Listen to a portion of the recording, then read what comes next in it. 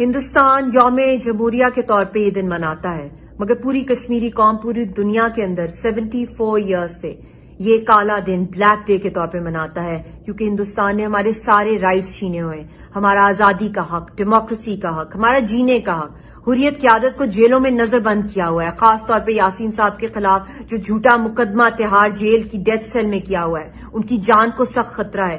اسی کی طرح ہزاروں لاکھوں کی تعداد میں جو ہمارا یوتھ ہے اس وقت ہندوستان کی کتنی جیلوں میں بند ہے، شہیدوں کی لاشیں نہیں دی جاتی کہ ہم ان کو دفنا سکیں۔ مگر میرا ایک سوال ہے ہر ہندوستانی کے لیے کہ جو رب آپ کا ہے وہ رب ہمارا بھی ہے، جو اللہ ہمارا ہے وہ آپ کا بھی ہے۔ جب اللہ تعالیٰ ایک ڈویژن نہیں کرتا اور ایکوالٹی کے تحت جب بارش برساتا ہے تو وہ یہ نہیں دیکھتا کہ کون ہندو ہے، کون سکھ ہے، کون مسلمان ہے، کون کرسچن ہے، وہ صرف اور صرف یہ دیکھتا ہے کہ میری مخلوق کے اوپر بارش گر رہی ہے، بارش برس رہی ہے۔ تو یہ کیسے ممکن ہے کہ اس دور کے جو فرعون ہیں وہ خدا کے قانون کی خلاف ورزی کریں؟ تو میں آپ سب سے پوچھتی ہوں کہ کیا کشمیری انسان نہیں ہے؟ کیا کشمیری اللہ تعالیٰ کی مخلوق نہیں ہے؟ کیا ہم بھی اسی طرح سانس نہیں لیتے جس طرح ہر ہندوستانی لیتا ہے؟ کیا ہمیں جینے کا کوئی حق نہیں؟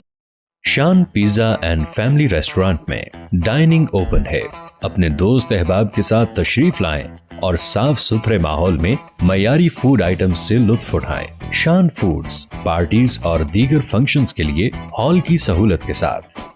شان کے پکوان، آپ کے میزبان، شان پیزا اینڈ فیملی ریسٹورانٹ۔